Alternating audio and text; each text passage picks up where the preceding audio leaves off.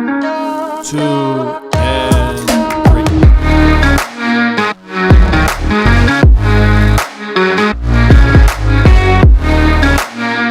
Appreciate everybody for jumping in.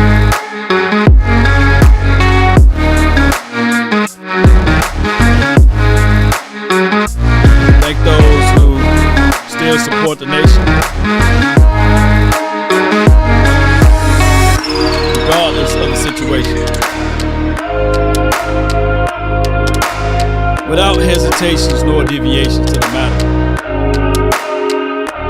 Shout out to the detractors, the haters, and beyond. They are much needed in this too. Let's go. Yep.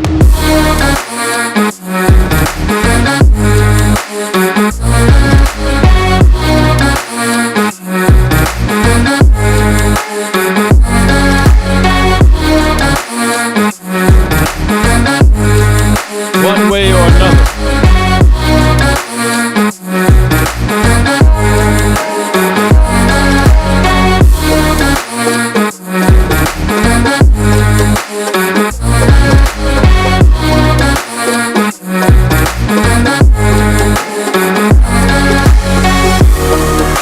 Come on. Let's keep that same energy. Better yet, go find you a new team to root for, right?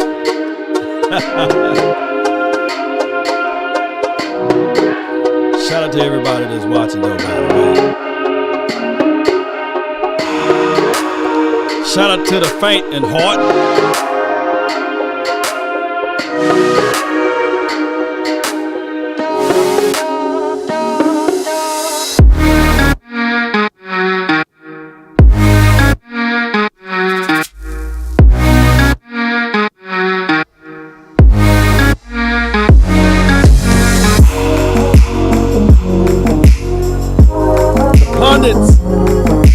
The critics, you know what? They right. Yep. Aftermath.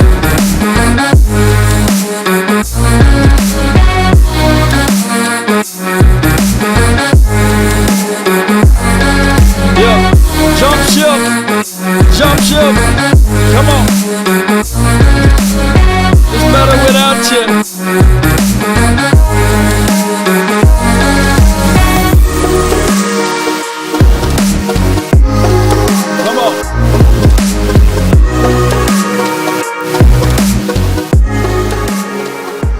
Appreciate everybody for jumping in. The name is Law Nation. And the truth is, Cowboy Nation, we are back at it again. And one will argue and say, yeah, man, I saw this coming a million miles from here, right? And the others will say, hey, out of respect of everything, regardless, this is what we fight for. And that's the Cowboys. You know what I'm saying?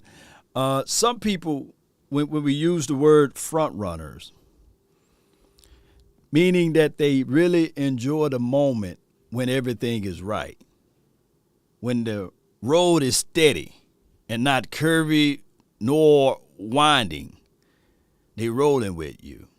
But when it's time to go climb the hill, they like, you know what? Ain't about that life, right?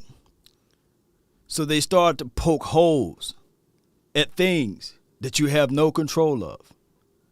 Man can't predict the weather, right? They can predict it, but they can't say, hey, it should rain at this moment. Man can't do that.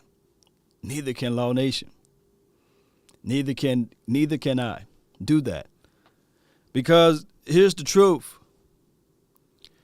I can give you guys every solution to a reason, but I have no control of the outcome. As a content creator, I can only speak my mind. I can only speak what I believe what should happen. Jerry Jones don't listen to me, which some people will say, yeah, thank God he don't listen to Law, right? Stephen Jones don't listen to me, and none of the coaching staff. So you be idiotic to think that I control the outcome of the game, or I'm doing things just to hear myself speak, because this is how opinions are granted and also elevated through you guys.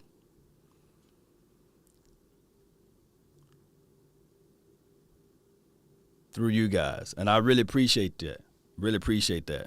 Really do. Really do. Let me know if you guys can hear it pretty well. Got any echo, anything like that? Right. No echo here. Appreciate you, Yolanda. So I just want people to understand that part of it, right? This team, regardless of how much you guys cry, how much you throw things around, is owned by Jerry Jones. Jimmy Johnson and a third of you guys would love to be in the Ring of Honor, but it's not our choices, nor Jimmy Johnson. It's not none of our choices, nor Jimmy Johnson. It's up to the owner. Right? And that's just how it is.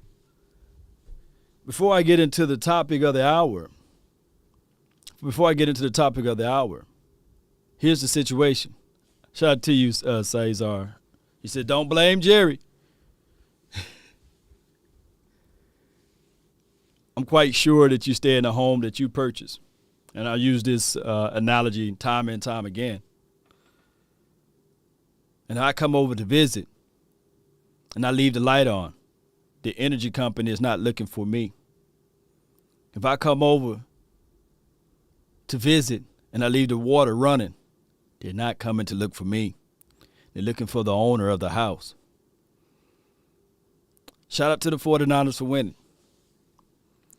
But some people, I guess, still stay with mommy and daddy, and they don't understand that concept. But neither here nor there. And I'm not talking about you, by the way. I'm just setting I'm setting these examples out and being transparent with you, regardless of whether or not you guys like what I'm saying. But those are facts. Makes my teeth white and my beard grow.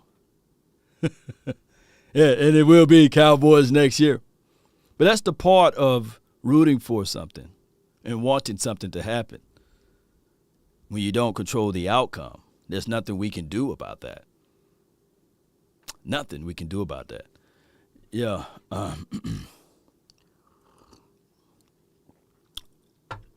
Appreciate you, Kelly. Thank you for jumping in. Thank you for being part of the show on the Facebook Groove. Appreciate you.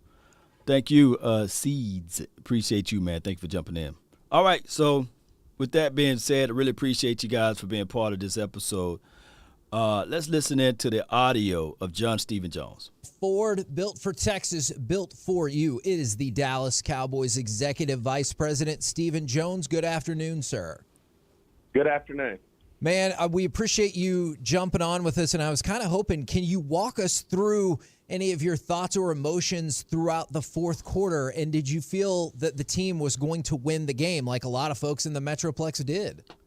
Well, absolutely. I mean, I just felt like we were gonna come back there. I felt like, we were really getting our footing there, and, had a rough, that first half could have been a lot worse than it was. And, we had done really felt like we were doing a good job there in the second half. I think we gave up, the 7 points on a short field there in the second half, and that was about the extent of it. And I thought our defense made great adjustments, and, just felt like at some point we were going to make the plays we needed to on offense. We got the touchdown there on our short field after the turnover, and then had a drive and got a field goal, which was turned out to be good. And, just really felt like we would make the plays that we needed to win the game.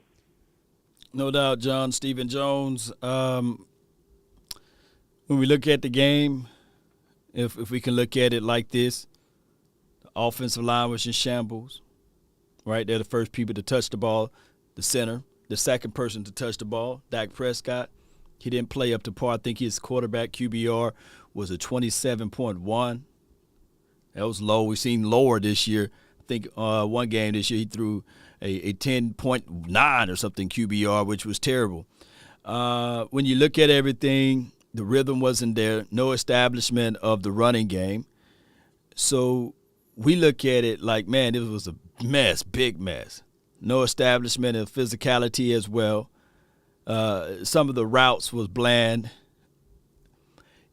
My guy Tony Pollard didn't touch the ball to the late second quarter. His first touch was in the late second quarter when we were able to put something together to score, at least put 7 on the board. So the game plan was in shambles. We looked like we were not prepared enough. And my brother, who is a diehard 49er fan, he ragged me all week. He said, look, we're in the heads of the Cowboys. They're going to fold. They practicing in pads. They trying to go outside and run plays. Man, we are in you guys' head. And heavy is the crowd. Heavy is the crowd. When you are the team that's visible, when you are a team that's talked about, everything is under a microscope. There's nothing that you can pretty much hide under the radar. Nothing flies under the radar in Cowboys land. And if so, it goes about 2 or 3 weeks and we're happy, regretting. But to make this thing short about Stephen Jones, I got to play this clip first before we play the other clip of what Stephen Jones have to say, because this is some important stuff, and I believe this is from Bobby Belt, who's an insider. Let me see if I can hit this audio.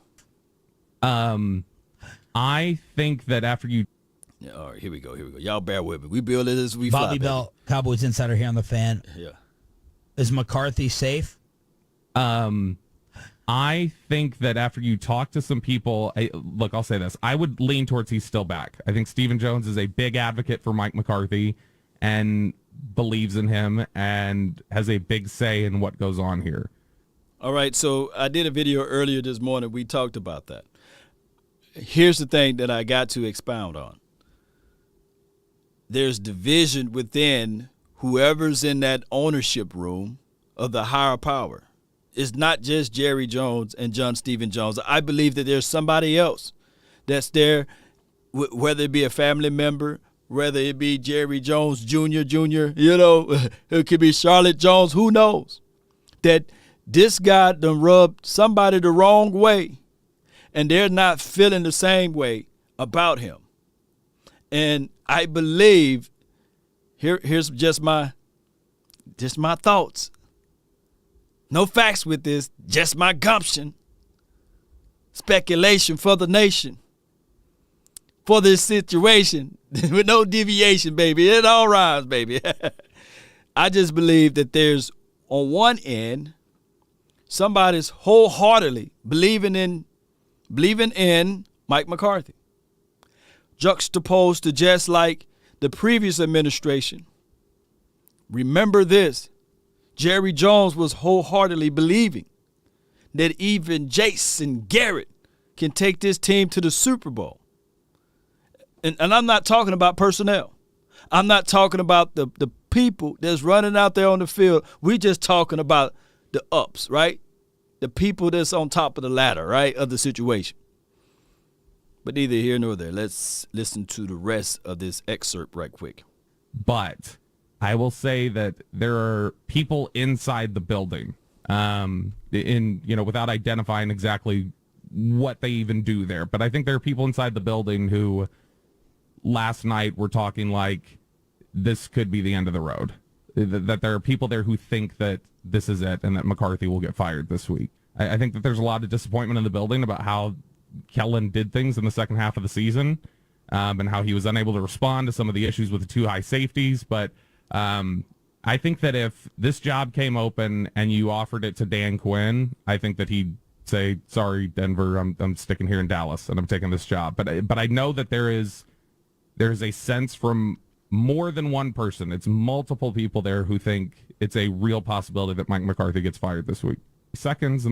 All right, so that's the Bobby Belt, and he's right down the line. He's the insider for the Cowboys or for 105.3 The Fan. So here's the thing, Cowboy Nation. One side, because he don't have to lie to kick it, what he gets out of this, right? And this is not just him reporting this. There was multiple sources just reporting the same thing. Unless this is fabricated news for clicks and views, right?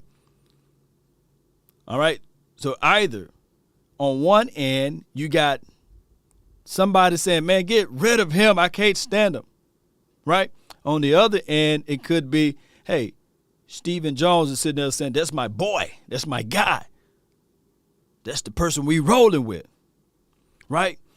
Let's listen to more what this interview process is going about from 105.3 The Fan with John Stephen Jones.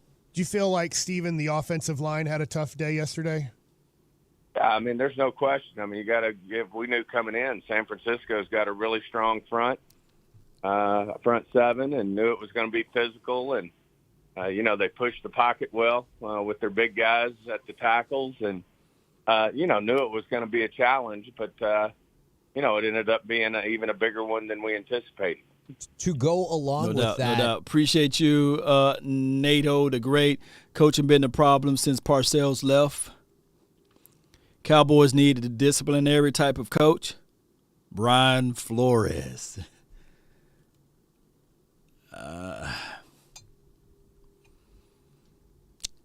We like what Brian brings to the table. He came from New England program, right? New England, went over there to Miami, made some spices, went on a 7-game run at the latter part of the season, elevated the Dolphins to the number one defense for, a week or so. And I think they needed to win one more game in the end. I see people are saying, shout out to you, Stephen. He says, what about Sean Payton? Until he get a breakup with the relationship that he got with New Orleans, it's wishful thinking. Big Z says, what about Mike Tomlin? Is he still there in Steelers land? Shout out to you, Jonathan. Shout out to you, Bang Bang. Look, I ain't going to say that never again. But shout out to your team, man, the 49ers. Appreciate you, man. Lil Dallas says, Aaron to Dallas.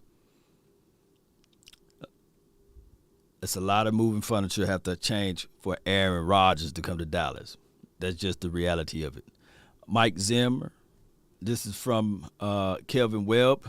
Well, we'll find out. Let's listen. Is that behind the idea of why maybe Zeke was out there so much more than Pollard for protection reasons as well, or do you feel that way?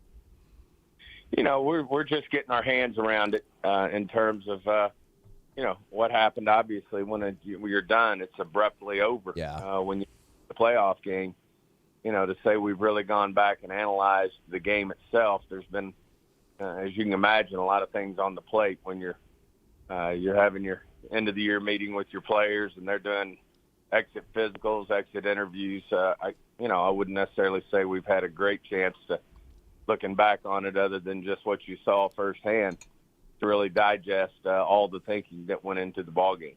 How did you decompress immediately after they said that the spike didn't get down in time and the game was over? Do you just kind of sit up there for a few minutes to take some time, or what did you do immediately after that? Well, the only thing I can say, it's hard to even remember. You're in shock that your season's over. And, we felt like, Dak got the ball down and should have gotten the ball down. Obviously some challenges there with the spotting of the ball and what went on with that. But, it's something they work on. I know Mike and Dak described it. We work on it in practice. It went just according to script. And certainly we were trying to get in there rather than throw a Hail Mary.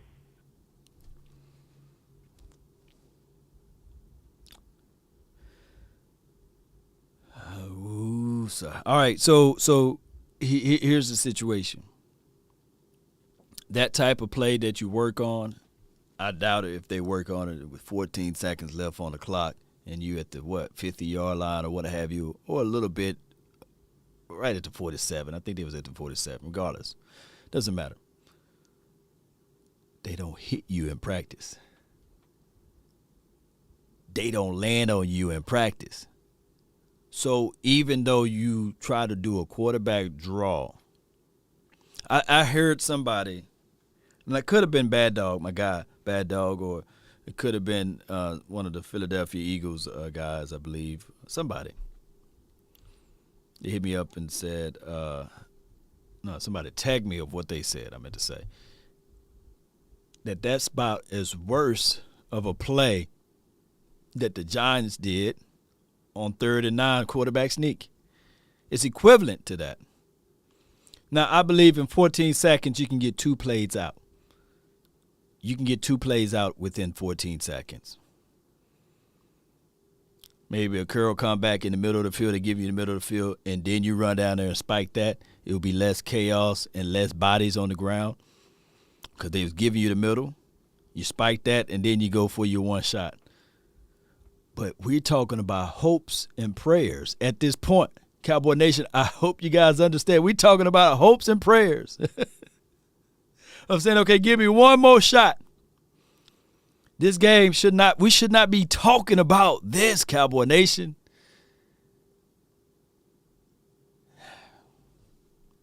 We're talking about hopes and prayers. Matter of fact, before I get to playing the rest of that John Stephen Jones interview, let me play the rest of this one with Bobby Belt in 105. In terms of, holding the play call and everything else, but that you cost yourself 40 seconds in the fourth quarter because of trying to get cute like that instead of just going out there and executing. And 5 yards. Yeah, exactly, and 5 yards. And then I think that at the end of the game, there was a lot of talk about the referees bumping into him and, how guys thought there should have been a second left on the clock. There absolutely should not have been a second left on the clock, by the way. I just think that was a foolish call.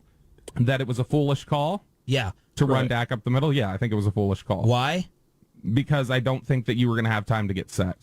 Okay. Yep. He slid. It has been done for years. You hit the ground, players will lean on top of you, will kind of sit on top, and then, obviously not getting the ball back to the umpire who was, way off in the field. It's just those are the type of things you have to account for. Yeah. And I just think it was silly to try and do that with 14 seconds left. Ooh.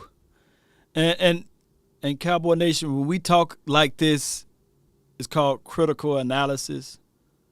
It's not hate talk, by the way. The hardest thing that I get from a third of Cowboy fans is when I'm objective with Dak Prescott. On one end, my objective analysis or critical analysis of Dak Prescott, I get that, hey, Law, you hating on Dak Prescott. And on the other end, when I'm talking about things that's positive about Dak Prescott, I get, hey, man, you're an apologist for Dak Prescott. Dak Prescott is an untouchable guy to talk about because it's always toxic. We got over a third of the fan base saying, hey, he shouldn't have this job anyway, right? And then the other guy is untouchable is Ezekiel Elliott. You can't talk about these guys without, I guess, prefacing your statement. Dak, look, I'm going to say this again. Dak should have played better in this game, but not just him. The offensive line should have played better in this game, not just Dak. Oh, excuse me, the running game.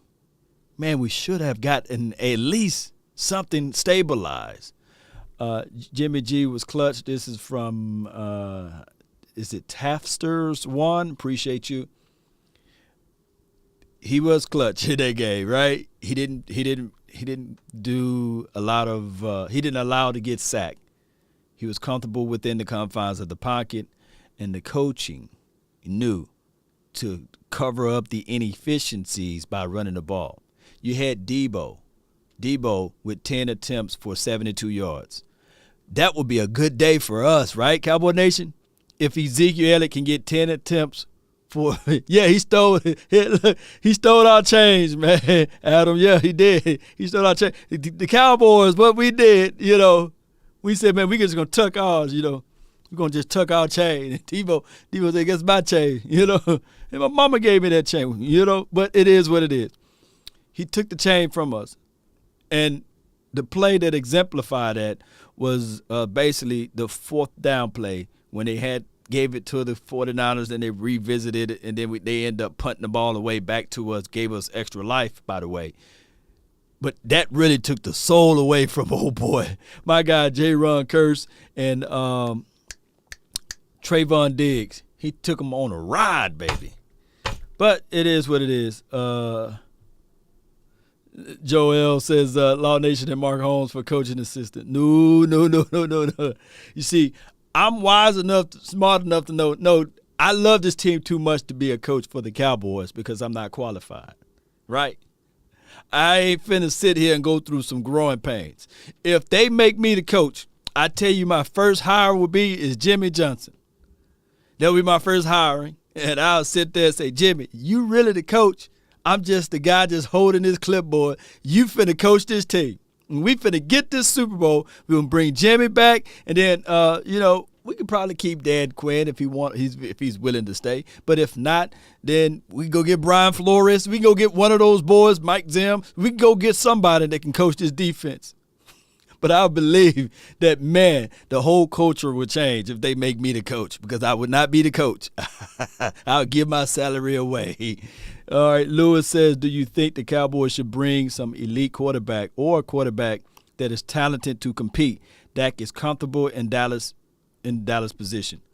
I agree. I made a video, and I'm going to have to find it, and I'm going to have to repurpose it so that people can understand where I'm coming from. You should never – there's no wins in comfort, right? I believe the Cowboys should kept a veteran quarterback as a backup quarterback, right? I also look at it like this. I'm not throwing any shade at Doug Nussmeier. I promise you I'm not, nor Kellen Moore. But there's somebody – hear me out. I said it last night, and I said it before. But some people are selective listeners, and they're thinking that I'm just not saying it now. After a loss, I've been saying it. You need a person that can hold you accountable. 3-step drop, I want the ball out. If it's a 5-step, I need that ball to be gone. Trust your progression. Trust your reads. It's going to be an interception over there because the guy's covering. So what? I'm drawing up the plays. You need to go through your mechanics. Don't worry about nothing else. Don't worry about nothing else. But, Lewis, I appreciate you for your donation there. Right? So that is how I look at it. I could be wrong. Doug Nussmeier could be punching Dak Prescott in the face and then in the stomach saying, you need to get this stuff together, you know. You didn't do the technique that I taught you. But I don't think he is, though, Cowboy Nation. That John Kitna was giving Dak Prescott his business. Throw the ball where I tell you to throw it. 1, 2, 3, yeah. We had Philip Tanner on the show when we was doing the late night hype, and we was this close to bringing John Kitna in, but he had to go to a ceremony with one of his students. He's right here in Waxahachie. He had to go to a ceremony. If we could just had John Kitna on the show for maybe like 10 to 15 minutes. And I ain't talking about no clout chasing, and I ain't talking about validation. And y'all already know I'm sitting here telling you guys, validation is only good for parking. But John Kitna, the way Philip Tanner, because those two guys, they work together, what have you. Philip Tanner was saying John Kitna got Dak Prescott right, baby. And they need somebody like that. I digress. Appreciate you, Mark. Appreciate you. We are doomed. JJ mentality that our stars are elite and McCarthy is still his man. We will keep us in.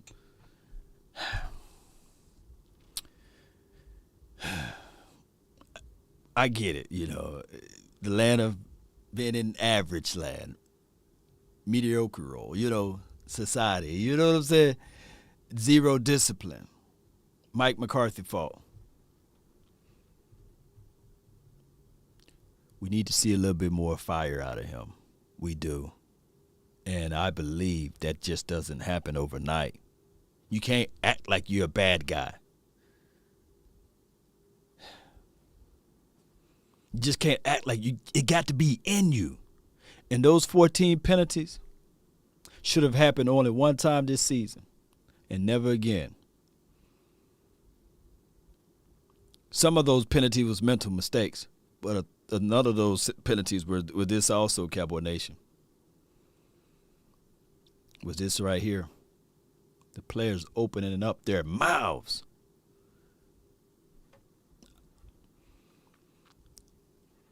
I love Dak Prescott, what he brings to the table, but that was a horrible response of what he said about those officials throwing, when those people in the crowd was throwing trash at the officials. And one of the trash bottles hit DeMarcus Lawrence. You can't make that statement, Dak Prescott. You can't make that statement. I think he said something along the lines of, good for them. You can't say that. Not the leader of this team.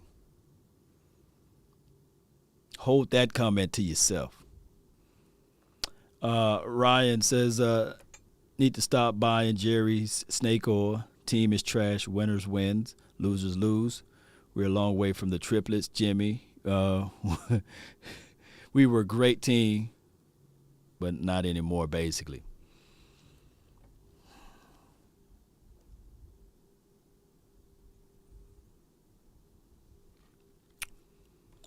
Jerry Jones bought this team in 1989. We followed, majority of us followed this team. Was it 89 or 88? It was 89, right?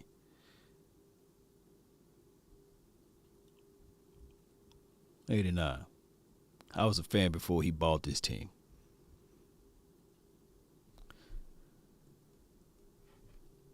Jake says Jerry truly wants someone he can control. He fired, a competent Hall of Fame coach like Jimmy, and he made Parcells quit. Until Jerry changed, this team is doomed. Yep. It is what it is. Let's listen to more of this before I get into more detail. No, it's like getting to the airport. If you're gonna try to get to the airport 5 minutes or 10 minutes before final call for boarding, you deserve to miss the flight. Sure. And if you're gonna if you need 1 second, we're gonna time this out. Our operation is going to be designed to leave 1 second. To me, that's bad planning. That's my opinion. Bobby Belt, Cowboys. Yeah, so those guys, shout out to Bobby Belt and those boys at 105.3 The Fan. He got a strong point right there. Now, maybe, just maybe, you can get away by being a little late in the airport in Love Field. But if you flying out of DFW, your butt better be there early. Let me know in the chat, in the comment box, if you know what I'm talking about, if you're in the Dallas area. Love Field, you can just, let me get up in there, man. Let me show y'all my, my clearance, and I get right on through there, But if you go into the DF, man, I got to turn on the Google thing. Google Maps. I got to turn on my phone. Apple, get me up out of here. Siri, what's up, baby? Get me up out of here. I'm stuck. It's like a whole little city at DFW, You fool around, take the wrong turn. You fool around, catch the wrong exit. You ain't going to be able to get up out of it, Yeah, that DFW airport, man. Oh, my gosh. The guy, what's good with you? He says he's a Giants fan. Even though I hate y'all, it was nice to see some NFC East representation, I guess, in the playoff. We the best division in the league historically. With the parentheses. Historically, you're right. Yeah.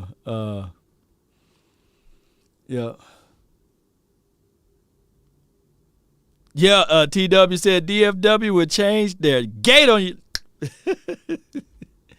Oh, my God. You better not be flying Spirit. Oh, my gosh, man. You better not be flying Spirit. Shoot.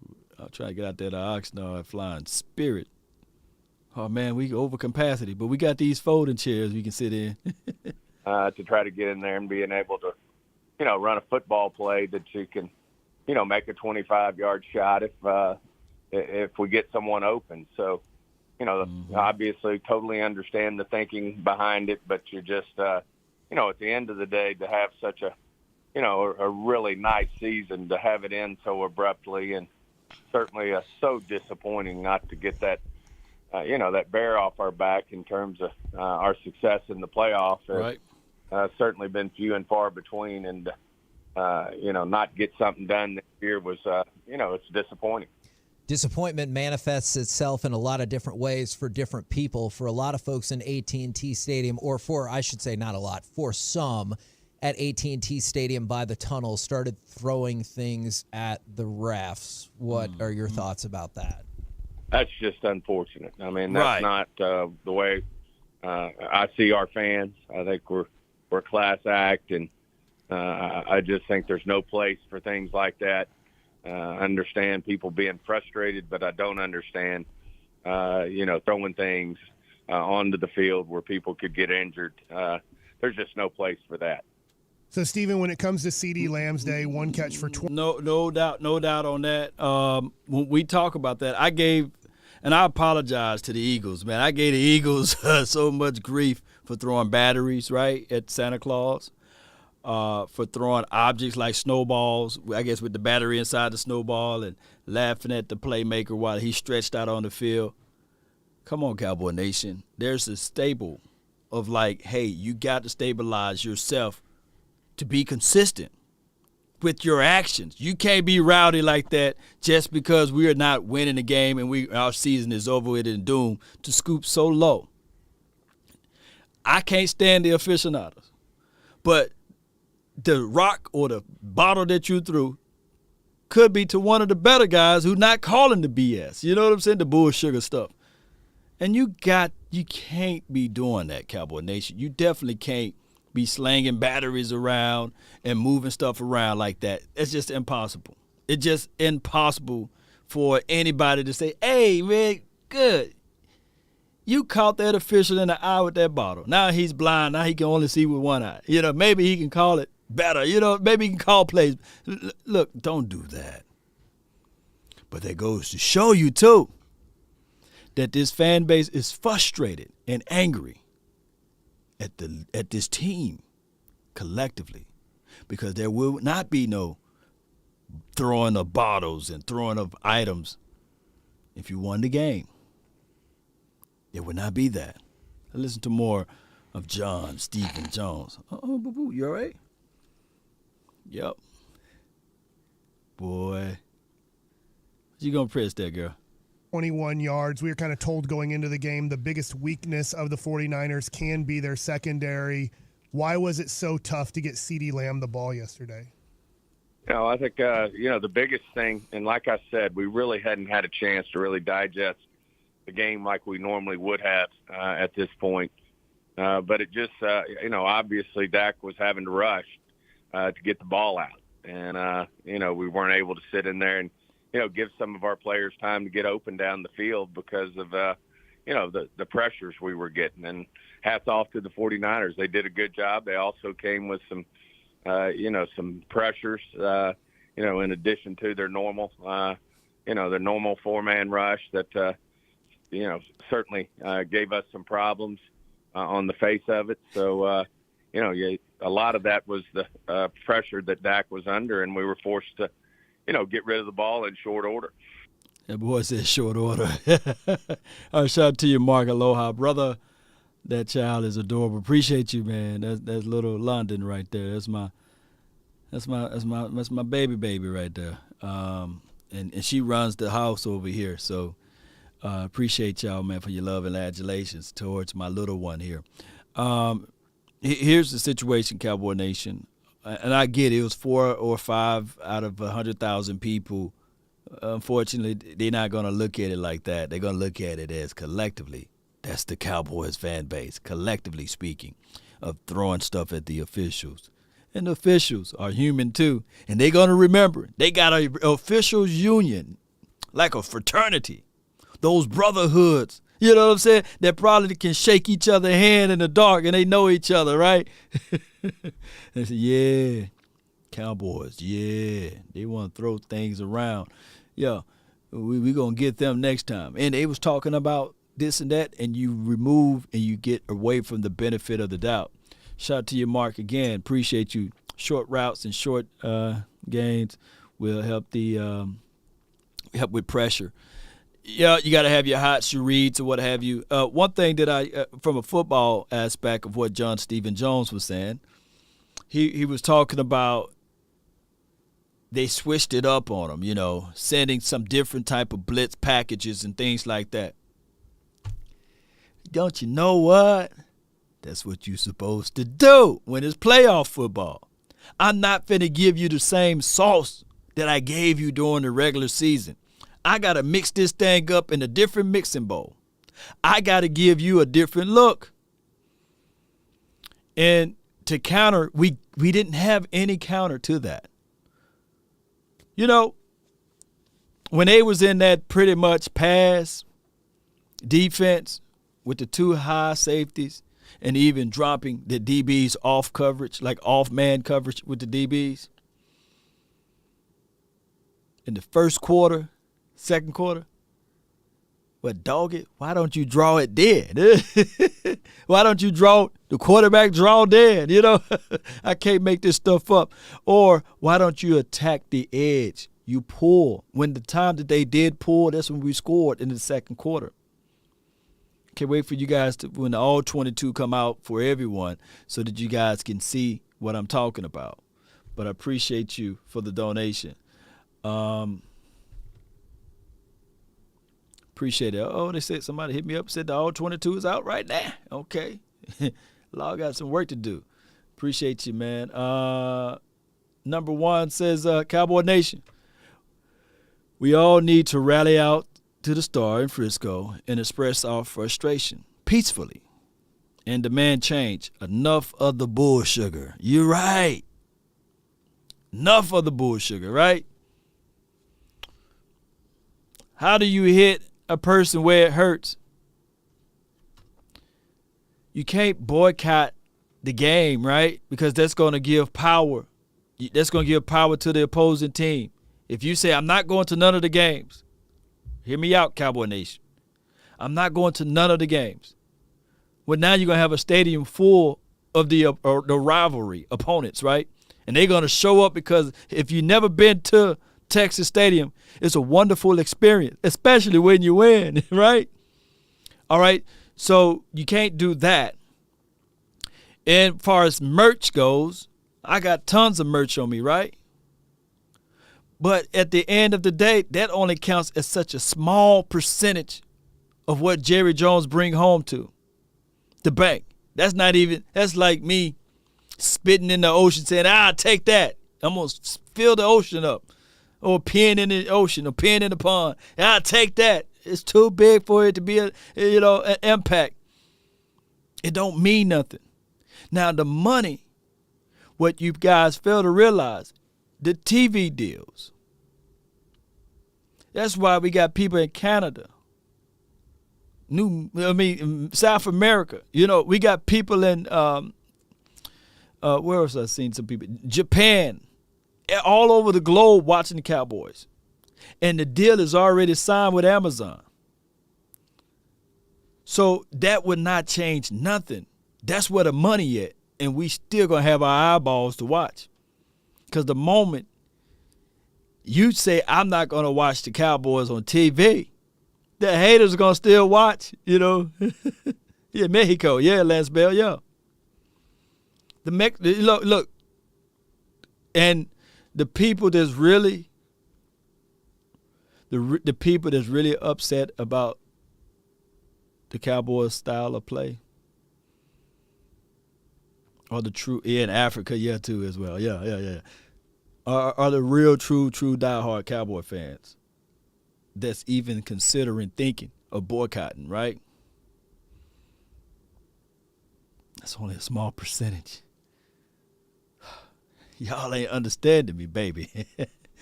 It's so small a percentage.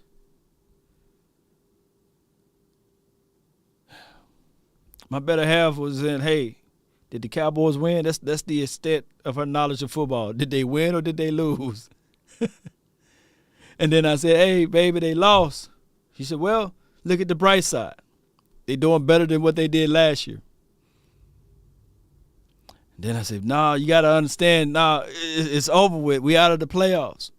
Oh, we out of the playoffs? Well, at least y'all made it to playoff. I remember the guy that did all of the clapping. That's all she knew. The guy that did all the clapping. At least you went further than him. I said, well, no, baby. We didn't really go further than him. We was one and done. We got to the dance and we got rejected. She said, oh, well, better luck next year.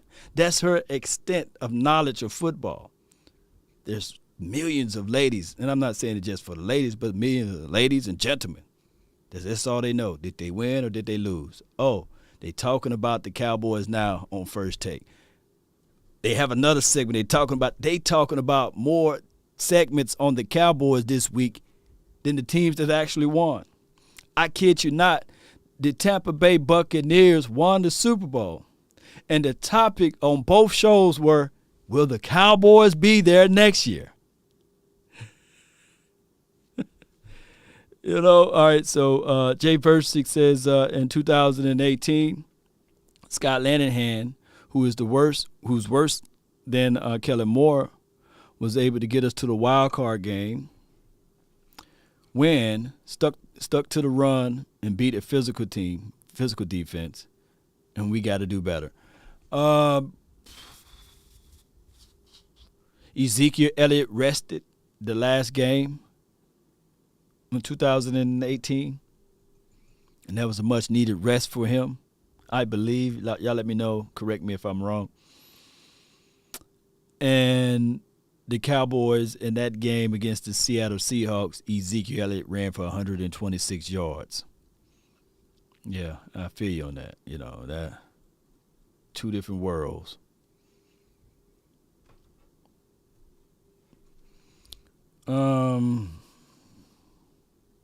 Need a healthier running. Yeah. I don't know. The effort that Ezekiel Elliott put in against the Philadelphia Eagles of running the rock, and I'm not saying it was his fault. He only touched the ball for 12 times, for crying out loud, right? And it wasn't like a desirable number as far as his yards per carry. But if we would have had but that was against backups and the third and fourth stringers, right? So it is what it is. I ain't gonna go in on my guy Ezekiel Elliott, Oh my gosh. Let's go. Let's listen to more. You made reference to this earlier. I was hoping you could tell us a little bit more for people who don't get to see this side of football, who don't know about the logistics of it, is what happens at the Star today? Oh, well, like I said, I mean, you have a team meeting bright and early. Jerry and Mike both spoke at it, and then, our operational staff get up and walk them through, what their schedule is going to be like in terms of exit interviews with their position coaches, coordinator, and then ultimately the head coach. And then, of course, they all have their exit physicals. So it's a tough time. I mean, unfortunately, in the NFL, the way this works, I mean, it's going to, there'll be, 15 to 25 new faces next year. So it's a great group of men, in terms of, they had a really nice season, earned the number 3 seed. We just, we weren't able to get over the hump in the playoffs. And that's, as I said, that's disappointing. Stephen, you led the league in a lot of positive categories. The one negative was penalties. Yesterday, 14 penalties accepted. Can you talk about how tough it was just to be as disciplined as you needed to be this year to ultimately go further, which didn't happen? Yeah. I mean, anytime you have that number of penalties on you, it's gonna challenge you. I mean, it's hard enough in this league to have success and execute moving the football. Much less give you the challenges that come with, the pre-snap penalties, the holdings, those type of things, are hard to overcome in this league, especially in playoff football where you're obviously playing another team that's had a successful year. And, it just makes it all the more difficult to have success. And, it's not unlike the turnover battle. If you show me a team that's, highly penalized in a game versus one that's more middle of the road, you're certainly presenting a challenge to win the football game. All right, so how do you rectify that?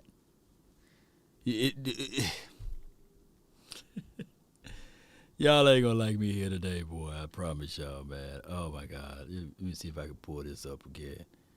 How do you rectify that when you have those type of penalties? I'm gonna ask that to you guys that's watching right now. How do you rectify that? How do you come up with a solution? What's your game of plan of action, And I ain't talking about game of function. What are your plan of action?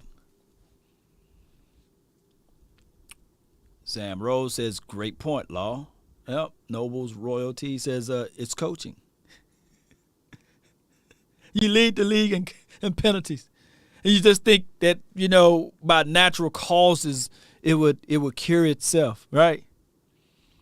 And the craziest thing of it all is that next you awarded the guy for another year, basically, because he's fighting for Mike McCarthy to stay. And I'm not banging on the table for Mike McCarthy to get fired or anything. I'm not sitting there saying that Kellen Moore should get fired, we should move on from these coaches, what have you. I don't have an opinion on that yet. But I can tell you, more of the same would be the same if you sit there and say, all right, yeah, you led the league in penalties. Connor Williams had 12 to 13 penalties, led the league. And I'm not picking on Connor Williams for the small Connor Williams apologists. And he get back into the game. And he continued to have penalties to show up. It showed up, I believe, in the Cards game, right? So what's your solution? Because some of those situations showed up again in pivotal moments. So how do you rectify that? What's your game plan to correct that, which is wrong?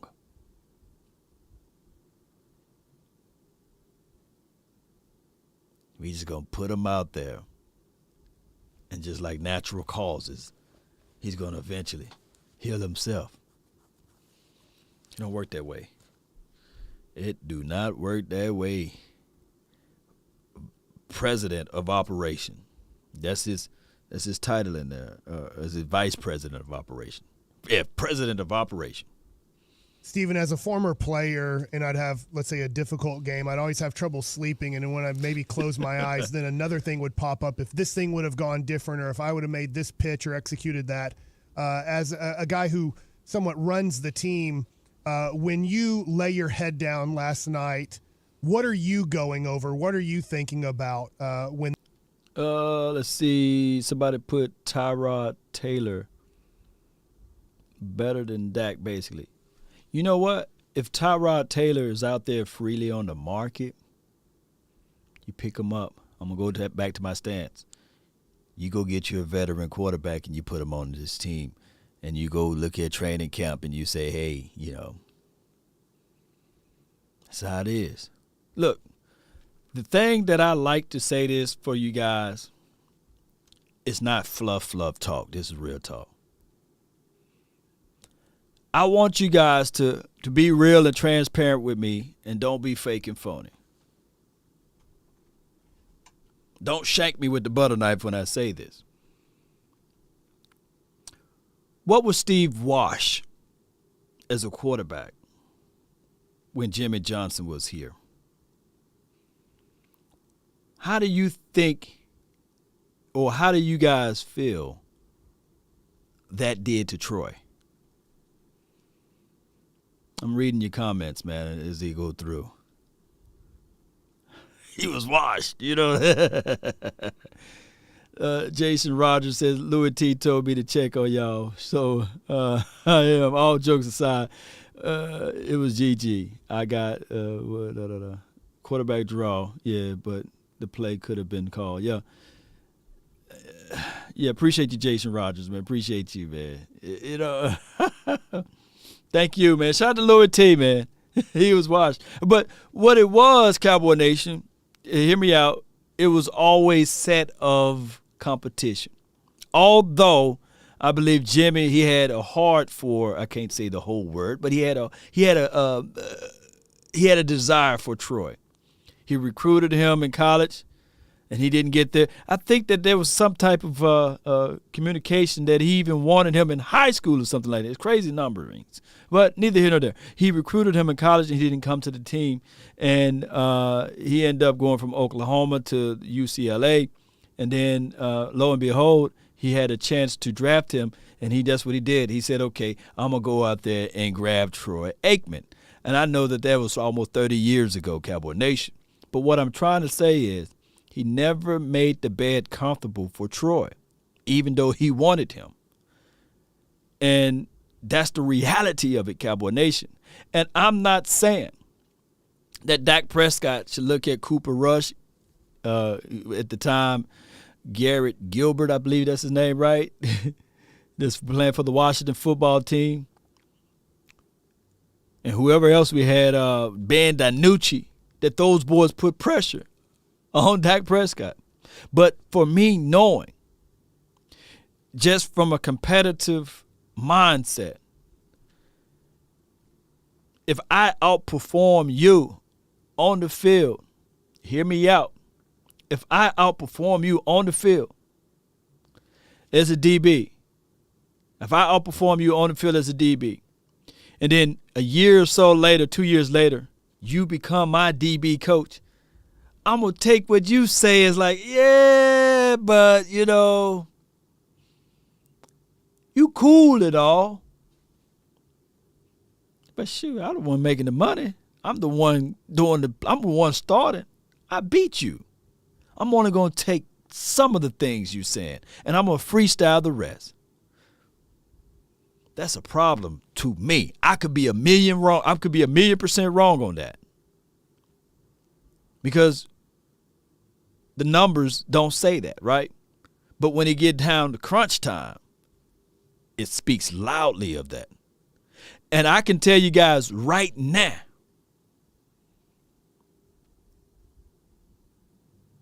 hear me out. No, I ain't gonna go there. Ken, I appreciate you. Our defense won the last 3 games. Quinn won, filling in for Mike McCarthy. Mike McCarthy has not improved this team. We start with 10 points deficit in the playoffs, which is a monumental. Yeah, 10 points starting from behind. It's crazy. Yeah. Steve Berline was on the field. Yeah, appreciate you, man. Man, y'all bringing back some old memories now. Appreciate you, Ken Art. Thank you for the donation there.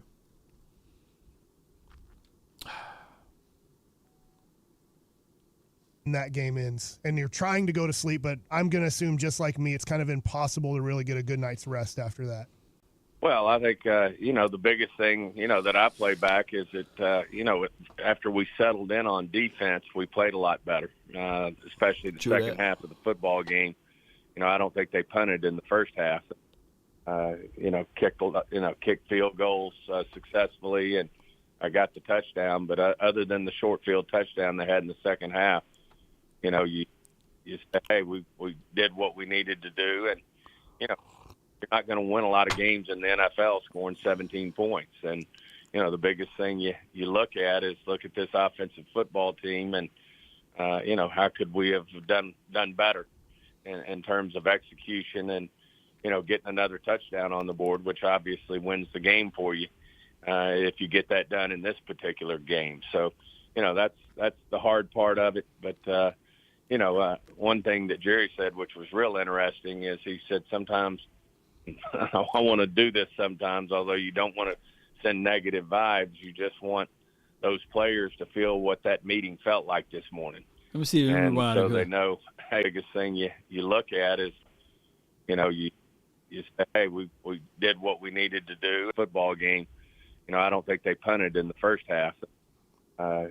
Kicked field goals successfully, and I got the touchdown. But other than the short field touchdown they had in the second half, you say, hey, we did what we needed to do, and you're not going to win a lot of games in the NFL scoring 17 points. And the biggest thing you look at this offensive football team, and how could we have done better in terms of execution and getting another touchdown on the board, which obviously wins the game for you if you get that done in this particular game. So that's the hard part of it. But one thing that Jerry said, which was real interesting, is he said sometimes I want to do this sometimes, although you don't want to send negative vibes. You just want those players to feel what that meeting felt like this morning. And so they know, hey, do anything and everything we can to avoid an abrupt finish to the playoffs and or to the season. And certainly it's an interesting comment that, boy, it just really sinks in, and you can see it in their faces, our players' faces, our coaches' players' faces. It's, it's just a lot of pain, a lot of aching going on today in terms of this football team. Good observation. Shout out to you, Michael. He says, this is all Jason Garrett's fault. This is Jason Garrett's fault. Some of the mentality is still there. You had somebody that been here 9+ years. Of course, some of the philosophy is there. But I'm not finna put this on Jason Garrett, man. He was over there in Giants land, and they got rid of him after 24 or 25 games. They said, no, we can't take this anymore. But, yeah, I feel you. Let's go. Shout out to you, TA Cowboy. Appreciate you. Appreciate you for holding it down. KC Podcast from the closet. Did I say that right? Shout out to you from the closet, man. Cowboys are front runners. Up 10 early, we win. Down 10 early, we lose. Build scheme around number 1 wide receiver, Amari Cooper, like the Bengals do for Chase. All right. I believe, like I said, and I'm going to say this once again. I believe Kellen Moore is a brilliant guy. I think that he's smart. He's cerebral. He got a lot of potentials. But this is only his 3rd year ever calling plays and designing plays for the National Football League. He may not come back with his counteractions until year 6 or 7. Who knows? I don't know how the flow of his process will grow. Arguably, you can say that, hey, number 1 in points, number 1 in yards, that's nothing to sneeze at in the National Football League. Those are good numbers. Red zone efficiency level, need to improve on that. He did that, right? So there are things that he improved on from year to year, but there are still things that he's growing and learning from, regardless of it, right? How to manage a room and how to set up meetings in a way whereas, he can get his point across of his certain scheme that is transparent enough. Now, looking at what the Cincinnati Bengals did, they looked at this guy, Joe Burrows, who can throw the ball like no other. Great storyline. Didn't pretty much make it over there in Ohio State. Went to LSU. Hey, got it out of the mud. One of the older players there, been in the college league for a minute. So he's older than what he is, and he come to this next level. He's already having his mindset. This is what I want to do with this play. Oh, by the way, give me a target that I used to target way back in the days. From college, Jamar Chase. And they put Jamar Chase in favorable situations. They put him in the run. They put him at the slot. They did the similar things of what we sent out of Deebo Samuels in some cases. They target him a little bit better because they already got that relationship. Now, before you guys shank me with the butter knife again, yes, Dak Prescott and Amari Cooper been on the same team since 2018. That's a long time. That's a long time. Zero excuses. Zero. But what I believe, and hear me out, is that we got so many weapons that Kellen Moore don't know how to horn in and just say, okay, this is the person that I'm going to try to just draw up a game plan for. Cedric Wilson, I love you, dog. I like what you can do in the middle of the field. Jarwin and Schultz, I like what you can do. Yes, that's good. CeeDee Lamb, we love what you can do, but we only going to focus in on Amari Cooper to Dak. And everybody else, we not even finna put you in the game plan like that. But that never happened because it is, I hate to say this. Don't take me down that road, Cowboy Nation. But it is absolutely, this is my system over players, which he probably believed I can do this with Noah Brown. I'm brilliant enough to do this with Semi Fehoko or Fehoki, however you say that man's name. I don't really need that superstar athletic athlete. I just need for you to run my particular plays that I draw up. Even though I saw a play out there where they ran the doggone tackle out there in the middle of the field at the 50, but that's a story of a different day. But I appreciate you, KC. Michael, I was joking. What I mean is people haven't been blaming coaches for at least the last 6 or 7 years. Yep.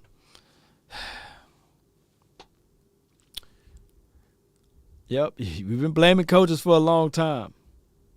Yep, we've been blaming coaches for a long time. But what's the constant variable? What's the what is constant in this particular situation? What is considered to be the same thing that never changed, basically? Trimble says it's the damn ownership. Jerry is too proud to admit it, his mistakes, and he has too much to say in the game plan. Wants to market his money, guys, Yep,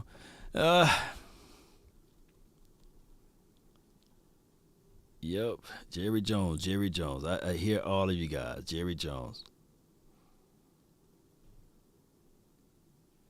How do you balance in the days and weeks ahead how right. much you Market guys the money, like guys. Dan Quinn and Kellen Moore versus their opportunity to advance? Like, Appreciate are you, trying Trembles, for to that say, donation, by the hey, way. let's do whatever we can to keep them? Or are you like, well, hey, if somebody offers you a head coaching job, like, by all means? Well, at the end of the day, it's real hard to keep people from taking a head football coaching opportunity. I mean, they're hard to come by.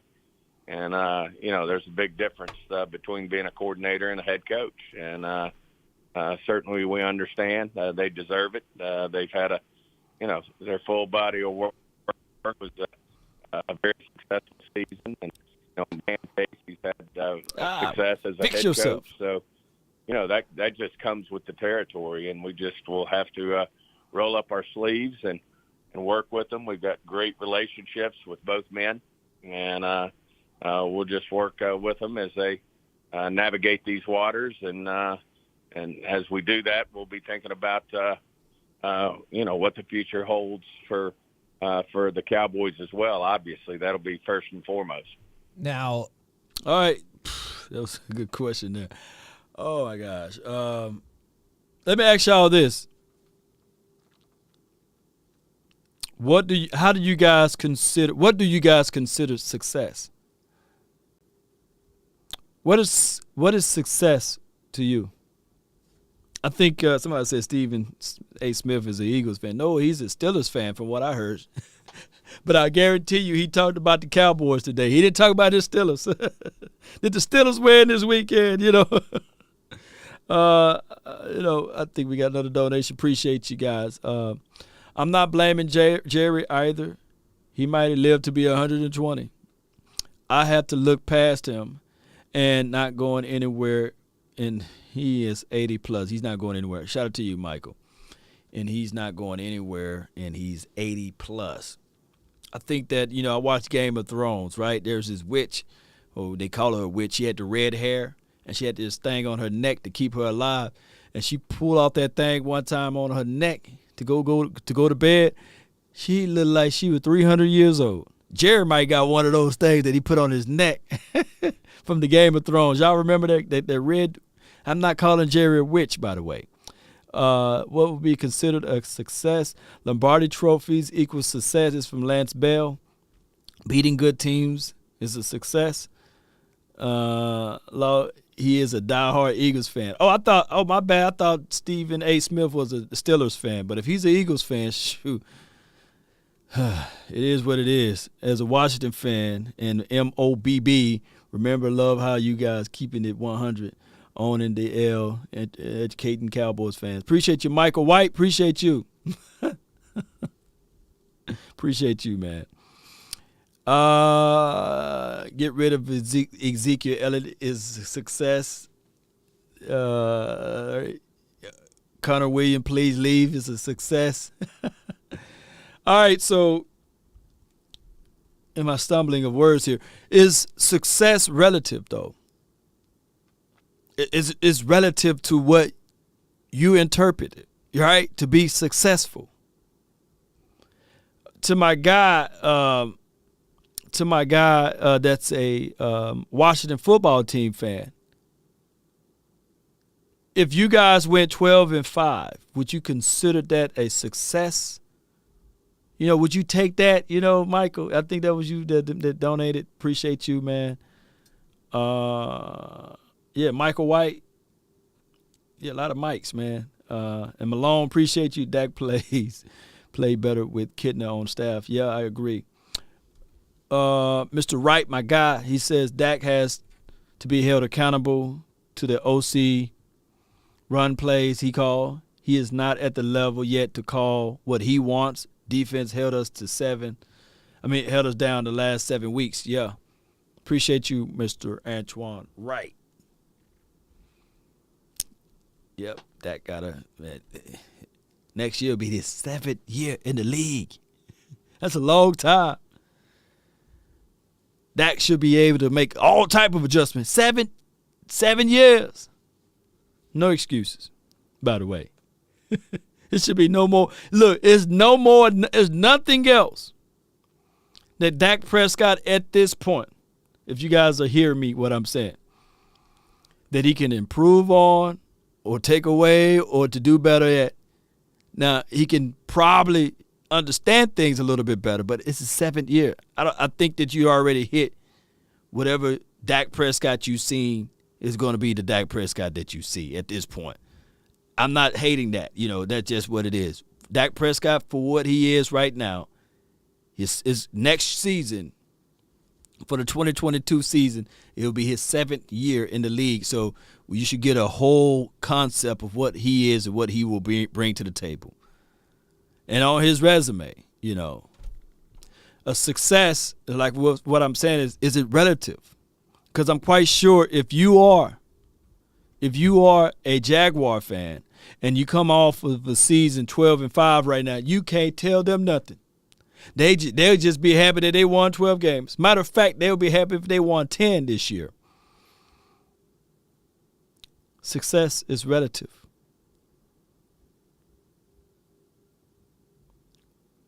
Success, sweeping your division. You can say, hey, I had a successful year. We swept our division, 6-0. We made it to the dance. We didn't dance good, but we made it there. As of right now, the playoff 3 years in a row is a success, or at least back-to-back division titles. It's been 16 years. That's a good eye-opener, 16 years. So let me tell you how difficult this thing is right now. Nope, with a franchise quarterback, Super Bowl, and nothing else is for Michael White. So you wouldn't take a 12-5 right now? And I know it's hard for you to put toothpaste back into the tube.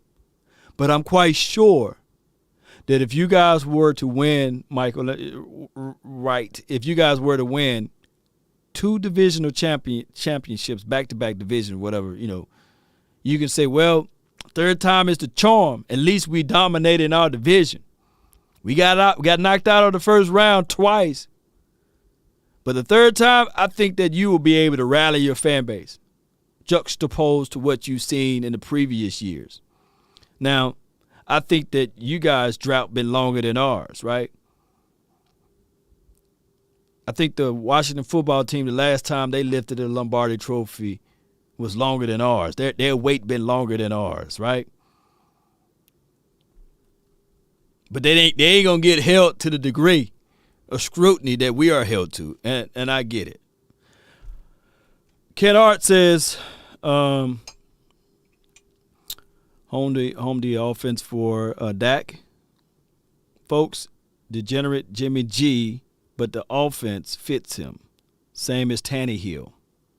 Yep, Tannehill ran off from the Miami team, went over there to the Titans, and played unbelievable over there. Nobody's questioning him now since he changed. Now, Jimmy G, rough patches. They went and drafted a quarterback, and say, you messed this up this year, you know for sure next year we're going to have Trey Lance out there, Trey Days, and he can throw that rock all around the field. Yep.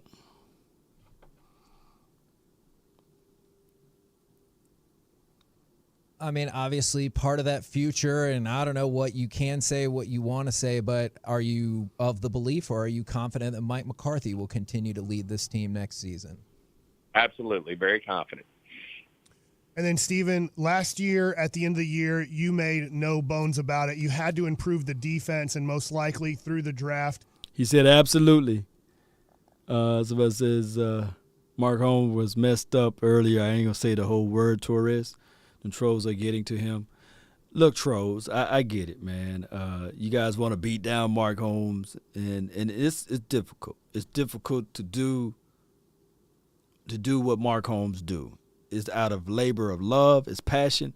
And if anybody think that this guy is his easy job, then there should be 50 million Mark Holmes out there. It's a difficult task to talk about the Cowboys without a budget, without a producer. This man is out there with his son, his wife, and his daughter. They do all of those things, and they give back, creating football logos and stuff like that. I mean, it's sad to take the low-hanging fruit and beat up on the man. Now, jokingly, yeah, I get it, man. Y'all can joke about me all day and say, hey, man, you do look like James Harden. You know, I get it, you know. But it's difficult coming off of a loss. And I'm not sitting here saying that he's soft or anything because it's getting to him. But what I'm saying is that have a little compassion. Because remember, you're laughing at him now, but next week you probably be laughing. You probably be sitting there miserable because your team done lost, you know. But if you are an Eagles fan or a Washington fan and you're laughing at them, come on, man, you don't got that much room. Have a little heart, you know. Have a little compassion. But that's what it is, you know. You continue to press the buttons and the man might pop off and go crazy. So give the man a little break, you know. Say, we're gonna look at the schedule here. Mark, we're gonna troll you only on Wednesdays. We're gonna schedule this trolling appointment. But no. I get it, man. Y'all troll him away. Troll me too. You know. Benny Blaze says it's Super Bowl or bust. From here on out, 26 years for nothing is too long. No more qualifications. Philly has one. New York has two. Super Bowl is Super Bowl only. Enough already, Benny Blaze. But they still looking up now. Now we don't want the New York Giants. We don't want the New York Giants to catch up, right? They got one more to go. But I get what you're saying. It's been a long road. Been a long journey. But sometimes you got to look into the mirror. And I know it's hard to see the picture when you are in the frame. But those excuses are running out. And there's an excerpt that's out there that Jerry Jones, he said, man, God, if I could just get one more favor up out of you. God was like, probably, what's up? What's that favor? If you let me win this Super Bowl, I won't ask you for nothing else, you know. And that could be. That's out of his mouth, not mine, you know. That's out of his mouth and not mine. And that could be the situation that's going on. A lot of people say, Law, you believe in those curses and stuff, you know. Shoot. There's a little truth in some of that stuff, man. Shoot. You look, my mom's holding it down. Ain't nobody disrespecting Law today. Appreciate you. It's a therapy session for everyone. Michael says, I want a long-term consistency. Yeah. Now I'm making sure that, Michael, you are a Washington football team and you want long-term consistency. Well, being consistent. Look, what people want, what people really want is what Tom Brady done, right? For his organization over there in New England, and now he's over there at the Tampa Bay Buccaneers, and he won a Super Bowl his first day over there, right? And it seems as if, though, if he can get on the road next weekend, people are going to be like, man, this dude finna have 8 Super Bowl rings, which is crazy. But what Tom Brady did, man, is remarkable because he reinvented himself every 4 to 5 years. I'm quite sure that he's on a whole different network. Everybody else still on 5G. That joker already on 7G. You know, he's on a different network. He's beyond 6G. He's on a different, he's crazy. He's Psycho Tom for real. And that's just how it goes, Cowboy Nation. Talking to you today and watching this team struggle at the end, do you feel like you're going to concentrate in the draft on offense and then specifically offensive line? Too early to really say just yet, in my opinion. I mean, obviously we had some real highs on the offensive side of the ball. We were still one of the more, higher ranked offenses in the league. We certainly had points, especially in the second half of the season where we struggled. But it's just way too early to say, offense, defense, way too early to get involved in where we might focus. The biggest thing is, how strongly we feel as an organization that you do have to build through the draft. We've got, a great nucleus to build on here of young players. And certainly just added to that this year with a player like Micah. Really, when Kendall Joseph got his opportunities, he stepped up. Shout out to you. And this is true right here. I gotta pause it right quick. Law, I was reading this morning that someone threatened Gallamore's family. Can you please tell these people to stop it? Seriously, his family has nothing to do with it, the game. And this is from Stephen Gibson on my Facebook. We are at that point now. We are at that point that is like the purge almost. It was the year 2016. I had got multiple death threats for supporting Dak Prescott and the notion that I'm only supporting him because he's a brother, right? And that was never the case nor the scenario. But people looked at it like, you got your end lover quarterback. You should be happy. But when I see you, I'm going to shoot you and kill you. So you don't know whether or not, somebody's real or fake or with that, right? So as my background, and what I do, and I'm not going to say it, I look at it like that's a direct threat, right? So I get it. People are frustrated. But this was during the time we were winning. So you would think that it would be one person. To this day, I get multiple hate mail, not from the beloved trolls. Believe it or not, it's people that's silver and blue. I got called a fraud yesterday, you know what I'm saying, for standing up and sticking up not just to one player, but I stick up for multiple players on this team. But it's never from the outside, you know what I'm saying? It's never from somebody that represent the Washington team, the Giants team, or the Eagles team. It's always another Cowboys player, or not player, but a Cowboys fan, right? And these people will sully, denigrate you, and take what you do as is cheaply and throw low blows. But the same person who disparaged my name and sullied my name and said I was fraudulent, I bumped up into him in 2018 at Oxnard, right, with his whole family. And the old me would have popped off right then and there. You know what I'm saying? Just get it out of the mud because he don't know me.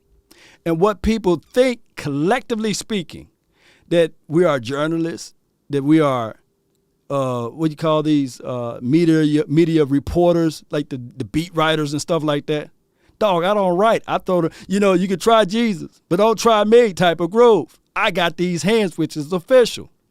But sometimes we let people pop off and talk their gum because we know that it's from a stable place of emotion. I get it. But I come here to tell you guys, please guard your mouth because there are people that can do this and you gone and you erase. I'm telling you stuff. And I ain't trying to get gutter with it. You know, I'm telling you guys real stuff. Guard your mouth, what you say to people. Not everybody is what you think they are or who you think they are. I'm just saying. So trolls, I get it. That's why I tell people, no personal attacks. Don't hit people with low blows. Take the high road as much as possible. Now, when you do the sound bites and tell people to lean forward, that's comic relief. But when it's real, oh, come on, baby. Hey, no killer, but don't push me. You know, that's real stuff. Your whole existence could be erased just like that because of the affiliations that some people know. But you keep talking, and you might find yourself gone, erased. Believe it. Believe that. You know what I'm saying? So when y'all talking about players and coming at players' family, that's a super low blow. When I meant it, when I said, hey, these fans that was in the stands throwing stuff at the officials, those guys got to go home to their wives, their loved ones. I don't fight for mine. Y'all know that I ain't going to stop if anybody put a hand on one of mine. We ain't out here playing. This is not tic-tac-toe, baby. But so many people only want to be selective listeners to what things happen. And just like this with Dak Prescott, there's tons of videos that I'm giving critical analysis on. There's videos that I said, hey, he got to throw the fade ball better. He got to climb the pocket better. He got to go through his progressions better. There's a situation. Look, I'm at training camp. Tad Prescott is right next to me on the right of me. Tad, dog, what's going on with your brother, bro? You know what I'm saying? That ain't me guarding my lip. I'm talking right to his brother. When I was in training camp, right there where the VIP booth is sitting at, Dak Prescott, I ain't going to call her his fiance, but his girlfriend was right there. Look, a lot of people think that this community is so big that you're untouched, but it's big, but yet it's small. And y'all got to get out of y'all feelings sometime. Y'all do. And it all started from Stephen A. Smith being critical. He used to laugh. Y'all don't understand. He used to laugh at Tony Romo being hurt, laid out there on the field. That wasn't fun to me. That wasn't fun. That wasn't funny. Ha, ha, ha, ha. Hey, an accident waiting to happen. And one of the producers probably got in his ear. Come on, man. Stephen A. Smith thought that he could take that stuff over there to the MMAs. Was it Joe Rogan? What that dude name was? Joe Rogan? Said, come on, Stephen A., you don't do that here. No, he shut that stuff down right then and there. This is Joe Rogan. Joe Rogan, right? Podcast. Shout out to him. He shut Stephen A. Smith down. Is he doing any more MMA or whatever those boxing things is? I don't follow that sport that much. Joe Rogan, appreciate you. Yeah, Joe Rogan shut that down. It won't be long before one of these football players say, all right, cool. UFC, appreciate you, man. My dog Cowboys up north fan. You know, Cowboys from the north. Yeah. But people think that this is a game. Look, people talk left and right about Shay Sharp. And I can't stand Shay Sharp, but I get it. It's a bit that he do. But it ain't a soul gonna go right up to him and say, hey, talk that stuff now. Come on, baby. 140, 75 million guaranteed. I think, and it's Andrew, he says, put it like this. When I say this is not me being an apologist for Dak Prescott. It's not his fault that he got the money. That's what the market is rendering. That's just what it is. That's just what the market is right now. The next quarterback going to get paid more than him. All of the quarterbacks are saying, yay! That's just what the market is. But at the time when the market was at $25 to $27 million, Dave was like, hey, we got to wait and see. We got to wait and see. That's not his fault. Kudos to his management for betting on themselves and going through that situation. But I guarantee you now, the way Dak Prescott played in these last, 4 or 5 games since Broncos game, I guarantee you the Cowboys wouldn't have gave him that money now. There's no way. There's no way. But that's not Dak Prescott's fault. That's the market, baby. It's the market. And that's what he was rendering. You can't overcome or overcompensate for based upon what his value. They go off of games won and stats. That's just how it goes. And that was his market value. So if anybody need to be mad and angry and upset, either you should have paid him earlier, or if you really got the big cojones, you let him test the market. Let him test the market. Cowboys still smart in this thing because guess what? The salary cap increased. And I believe, can somebody put in the chat how much of his signing bonus was given out of that? How much was it given up to him up front? So the actual contract may not be as bad as you think, believe it or not. There's some escape clauses within the confines of that contract, believe it or not. And that's just how the system works. Look, I'm telling you guys, y'all don't want to believe me, but when that Amazon deal kick in, it's finna jump up by at least $100 million, as far as the salary cap. It's finna jump up. It's finna jump up like bam. And I believe, I don't know about you guys, but my Amazon stock is hitting. If y'all want to talk money, we can turn this into Law Nation stock investment portfolio talk. I can give you guys that, where you're making money in your sleep. You wake up on residuals income. That's what I can really help y'all at instead of talking this cowboy. And I can tell you guys, okay, how much did you invest? Where you got your investments coming in at?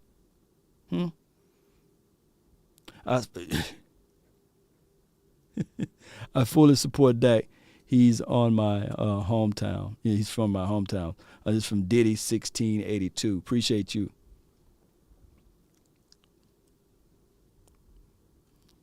Talk to me. Somebody said, talk to me, Lord. Shoot. That's where the money is at.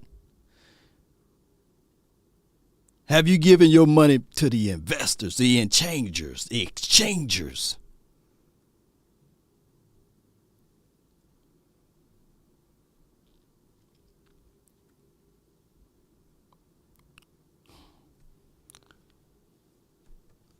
You know what a bookie does? You know, they collect money regardless of whether or not you win or lose. And y'all are playing into the mind of the owners. When the owners establish the salary cap and they establish the revenue sharing, that is so that they can collect majority of the profit and you guys can be going back and forth over the player's salary, which is only a spit or a teaspoon of what the owners are really making. That's just what it is. It's not even equivalent to what they are making in a day.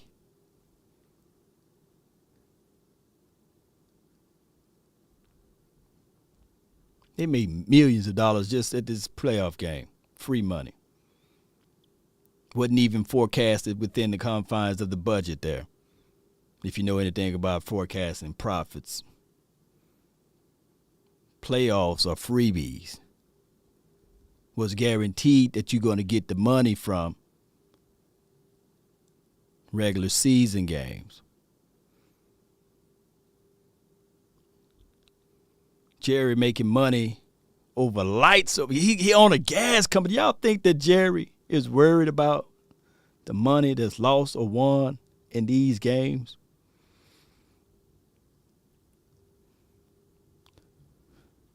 Y'all better go check out that gas company that Jerry Jones owned. And a third of those other profit projects that's going on in the inner cities of Plano and Frisco. Y'all see, people is missing the meat, worrying about the potatoes. You drive through Frisco 20 years ago, it was just a blip. Plano was nothing but with good football, and Allen, Texas, and all of those places. They got real estate, baby. Real estate market is booming in Texas. I got property in Forney, Texas, man, is crazy.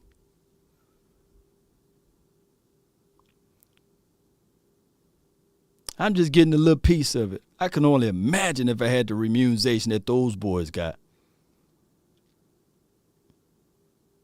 When the last time somebody been to Mansfield?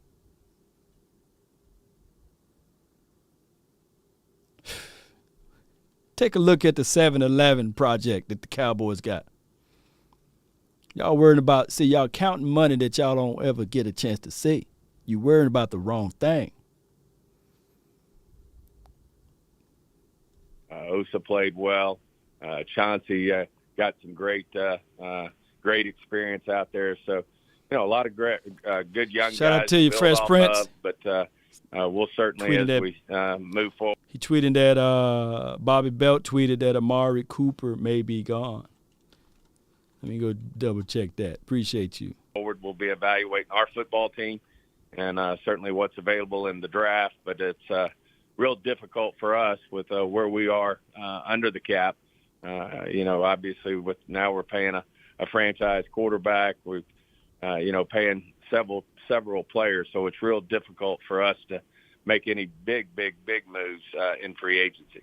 Is that? But we will use free agency as we always have to, to find the right value and hopefully fill the need, so it allows us to cut and shoot in the draft, just like it did. We were able to feel good about picking Micah, even though we felt like we had two good young linebackers in Jalen and Leighton. Definitely hear what you're saying on that front. Does it make it any easier with the salary cap kind of jumping back to like those pre-COVID expectations? I don't know that I follow that question. Like with the salary cap jumping up from 182 this past year back up to 209, which is where people thought it was going to be before COVID hit. Does that make it any easier to maybe make free agent moves? No, I mean, that's built into most of these contracts. Okay. And, as we start to, where there's no question, that we're going to have our challenges with the salary cap. And I don't see major acquisitions buying through free agency. That's just not the way, we feel in terms of the best way to build a football team. And we just feel like it's buying through the draft and, to pay your homegrown talent, which, I do think, the encouraging thing is we do have a lot of good young players that are going to be coming up that we'll have to make some decisions on. And certainly we've got some guys that we've paid that will, that we've, it's a homegrown football team. And, that hadn't changed. We feel strongly that that's the way to build a team. Well, Stephen, I want. Yep. I'm looking for that tweet. I couldn't find it for Bobby Belt. Shout out to him as far as Amari Cooper, that he believed that he may be gone. There's another targeting situation with CeeDee Lamb. In the last 5 games, CeeDee Lamb have not been targeted more than 5 attempts. That's your number 1 draft pick. You got to target him. In the last 5 or 6 games, he have not had more than 5 targets. That's a problem, Cowboy Nation. Now, even with the targets that he do get, he drops the ball. So my guy C. Dangerous Lamb, he's dangerously dropping the ball. Now, Amari Cooper, we don't know the level or the extent because we go back into the contract talk, is a prime example of I hate talking about money with players, but let's talk about this right quick before we hit play again.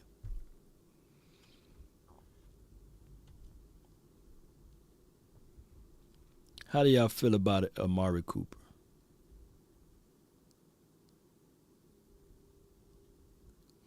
How do y'all feel about Amari Cooper? He took one. Did he take one for the team? Or should he just said, you know what?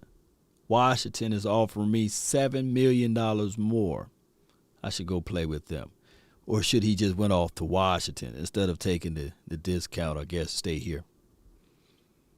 Was that a good investment? Is that what you guys looking for? Because he still gets salary and denigrated, and he's not included into the game plan. Was that a reach to keep Cooper? Should you roll out the fact that, okay, you drafted CeeDee Lamb anyway?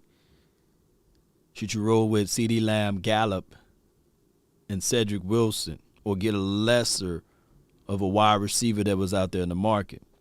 My bad, bro. Kavanaugh tweeted and quoted from Bobby Belt. Check Kavanaugh last tweet. Appreciate you, Fresh Prince. Let me check out Kavanaugh. My guy, Kavanaugh. Jeff is the man. Jeff Kavanaugh, my God, my brother. What if Cedric made a lateral to Pollard? Wouldn't that have been fun? And then he says, I feel like Amari Cooper gone. That's just a sense I get. Nobody told me that. And this is from Bobby Belt.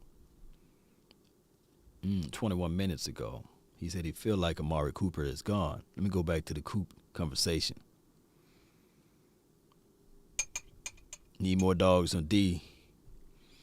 Need more dogs on defense. D-Law is more bark than bite. Scheme plays for your playmakers. Yeah. ESPN on Tom Brady against the Eagles released the ball in an average of a 2.117 second. And Dak average release time was 4 to 5 seconds. There's your difference. This is from Jeff Joseph. There is a major difference. And he was releasing that ball before the calf injury. I think there was a stat line that Dak Prescott had something quick like that and before the calf injury.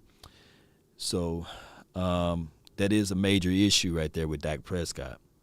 It is. But I'm going to say this, and it's not me being a Dak apologist. They're going to have more West Coast concepts.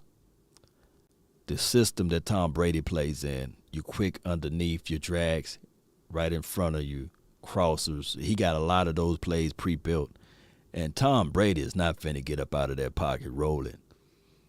And if anything, you put Tom Brady on that ground 1 or 2 times, he's going to get the barking. So he goes into that meeting, and he put the foot down on the offensive line coach and say, this guy can't play. You know, basically. It's no back and forth like we did with Connor Williams, Connor McGovern, La'el Collins want to play right tackle, don't want to play left guard. It's none of that talking. That guy, Tom Brady at this point, if anybody trying to compare any numbers to Tom Brady, it's crazy. The man got 7 rings.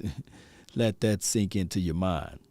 On top of that, the man probably forgot more football than some defensive coordinators try to bring up, and on top of that, some offensive coordinators trying to exhibit.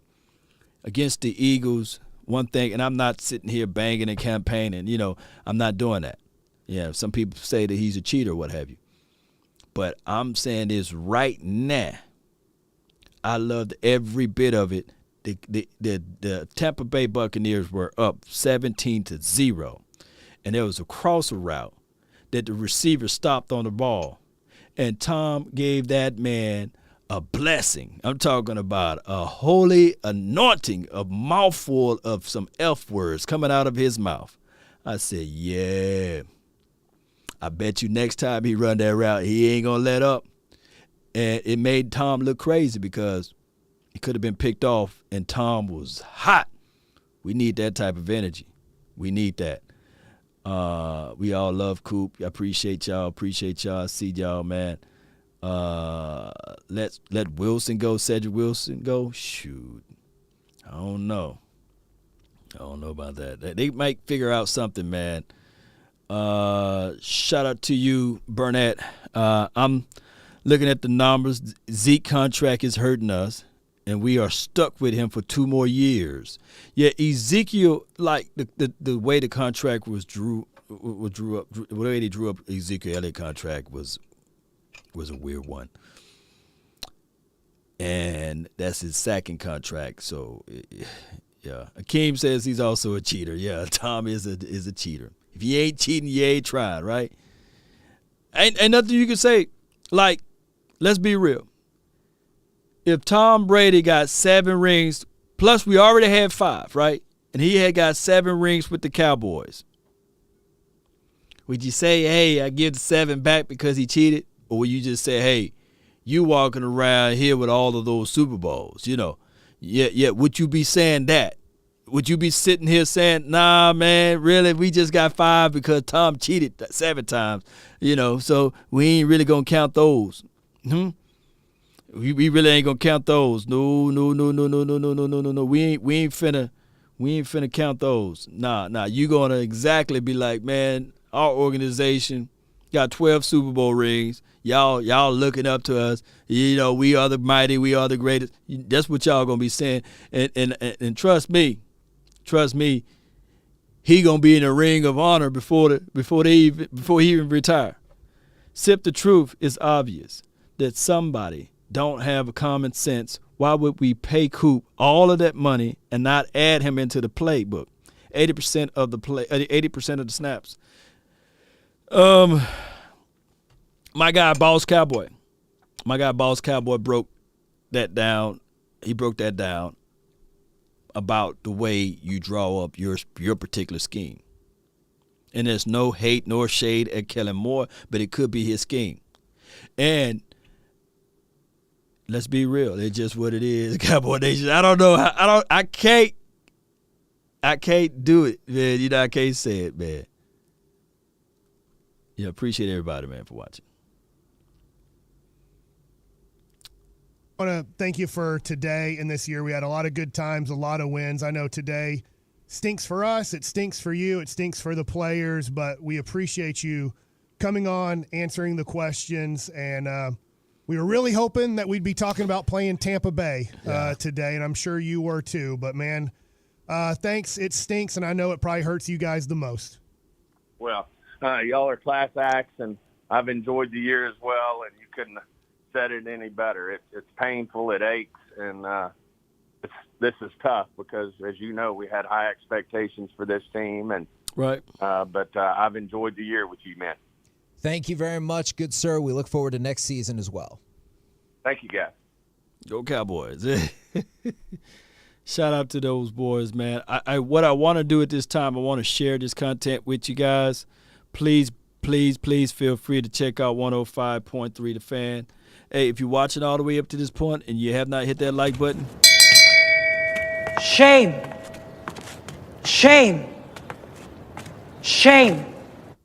All right, speaking of contracts, man, let's do this softly right quick. We're going to pull this up right quick. Let me know if you guys can see that on the screen.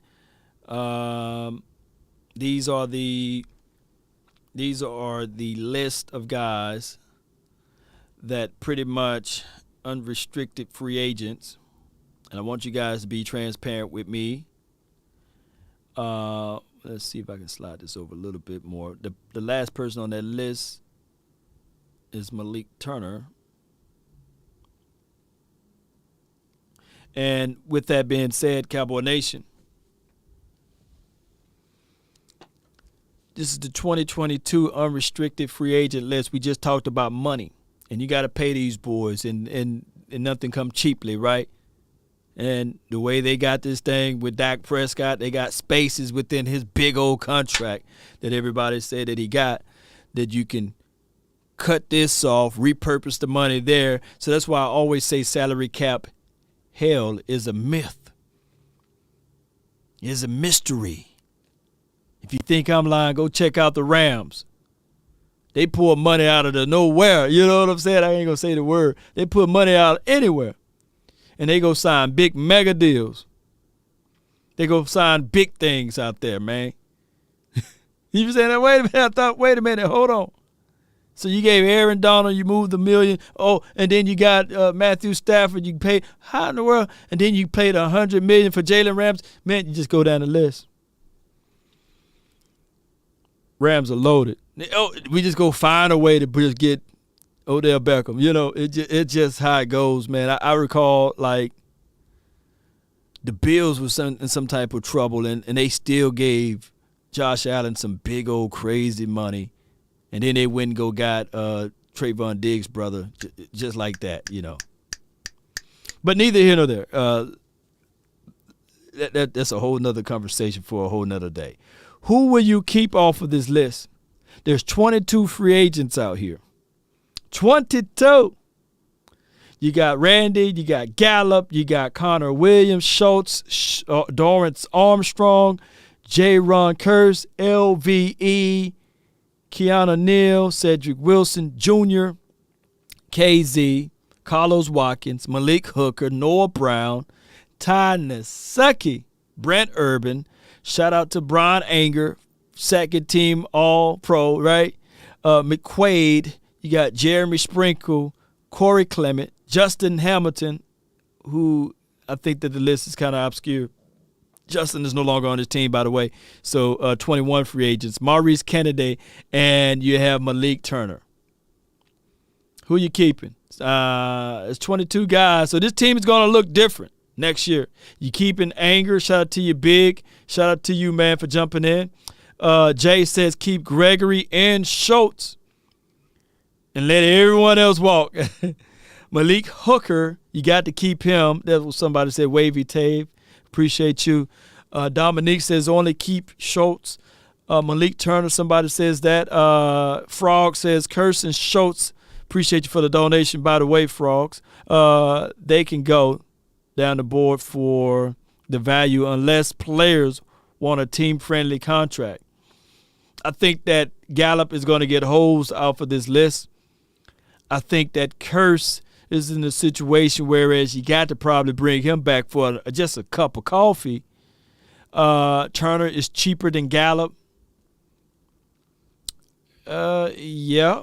Keep Van Der Esch. You can probably do this with Vander. Sign him to like a 1-year prove-it deal again, coming off of his, first contract. And see what Jabril Cox is about. Go into the draft pool and draft another person, draft another linebacker, and see what you can work with from there. Kennedy had a whirl of a training camp, right? I don't think that there's a player that had a better training camp than Maurice Kennedy.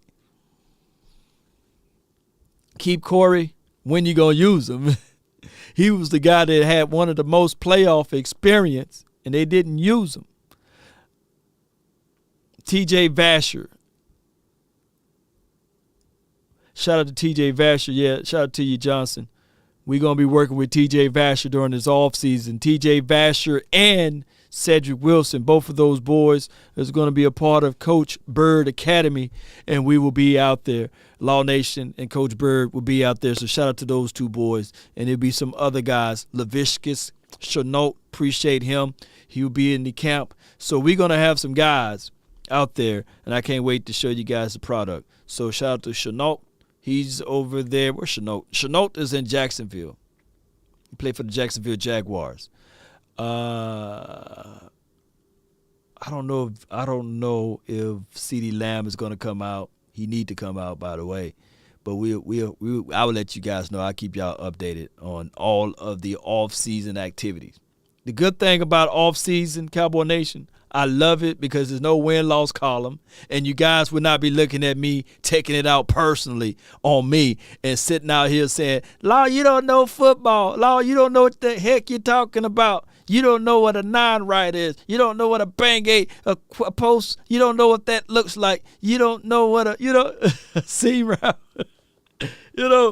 I like it because we're going to be evaluating the youth.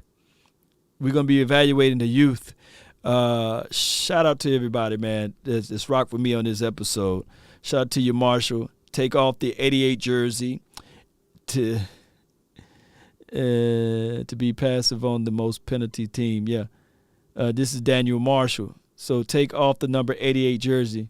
88 is not to lead, not to be passive on the most penalized team. I appreciate you, Daniel Marshall. Appreciate you. Thank you for that donation there, man. So what you said is CeeDee Lamb should take off the 88 jersey, right? And I'm trying to just get that thing going. So CeeDee Lamb should take off the 88 jersey. What he wore in college? Did Lamb wear number 2 or something like that? Or did he want it number 10? Did Lamb wear 2 or 10 in college? Jay Lombardi said he wore number 2. At this point, would you like to see Lamb in number 2 or number 10? At this point, maybe it'd be a clearer mind, a functionality of the thoughts. And we just say, hey, 88, we just put that number on the back burner, or the shelf. Go get Trey Sermon. Don't he play for the 49ers? Trey Sermon played for the 49ers, don't he?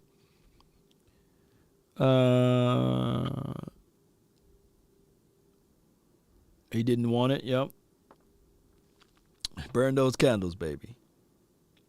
Y'all post me in the comment box who we should keep and who we should let go. Cowboy Nation, I really appreciate you guys so much for your love and adulations for this station. Be sure to understand that even though we are down right now, and even though we feel like, hey, nothing is going to happen to us in a positive way. We've been saying this 26 years. I heard the storyline. I've been doing YouTube for a minute now. And I said, wait till next year. What we supposed to say? One and done every year? Now, Mike McCarthy, if he don't put things together now, it's going to be 3 years. Right? I told people before, man, you're going to not be successful in a lot of things. You're going to lose out on a lot of people that say that they're going to be with you. Just to make it biblical a little bit, the Messiah, he fed over 2,000 people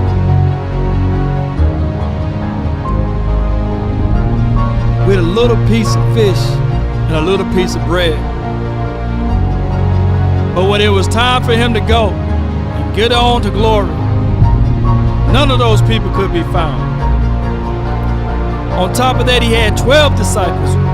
Everywhere he went, none of those disciples was right there when he was on the cross. None of them.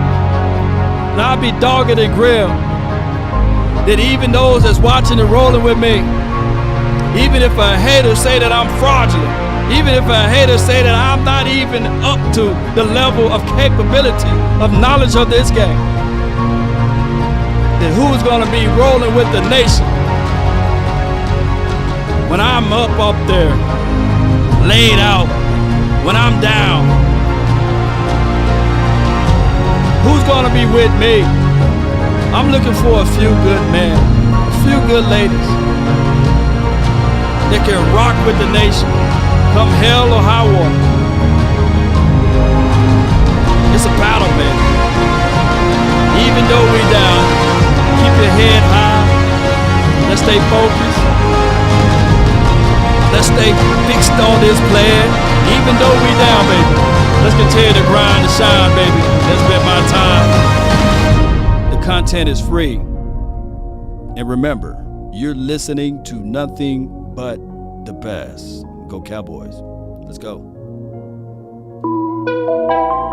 We rolling, baby. I love it when I see y'all say y'all rolling with the nation, baby.